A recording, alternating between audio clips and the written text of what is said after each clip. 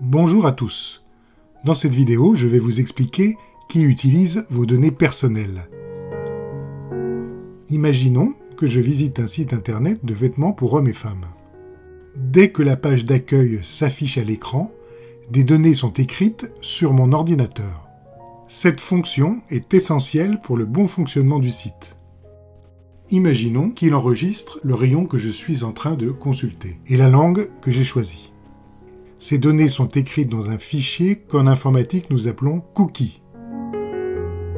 L'intérêt de ce cookie est que lors de la prochaine visite, le site s'adaptera automatiquement à mon profil et me présentera des vêtements pour l'homme en langue française.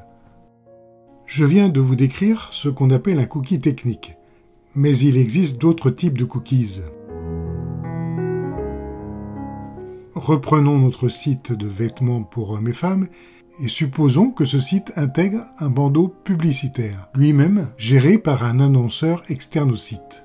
C'est donc en quelque sorte un mini-site dans le site. Ce bandeau a donc lui aussi un cookie.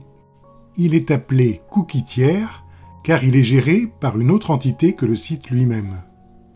Comme vous l'avez deviné, l'objectif de l'annonceur est avant tout marketing.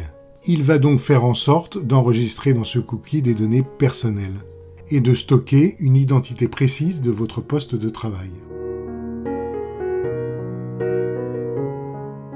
Quelques jours plus tard, je visite un nouveau site que je n'ai jamais vu auparavant. Comme vous l'avez compris maintenant, un cookie s'inscrit sur mon ordinateur. Dans ce site, il y a une publicité du même annonceur. Le système va identifier mon poste de travail et du coup, il devient facile de charger le cookie avec mon profil. À ma grande surprise, on m'affiche des publicités correspondant à mes attentes. Et ce cookie peut être complété lui-même de nouvelles données personnelles. Voilà comment on connaît tout de vous. Et de la même manière, les majeurs d'Internet vont quasiment procéder de la même façon. Sur un site, par exemple, il est très commun de trouver un bouton suivre ou j'aime de Facebook qui peut ainsi collecter vos données personnelles. Sachez, en conclusion, que l'utilisation du cookie est largement réglementée aujourd'hui. N'hésitez pas à refuser les cookies quand les sites vous permettent cette option, ou mettre en place des bloqueurs de publicité.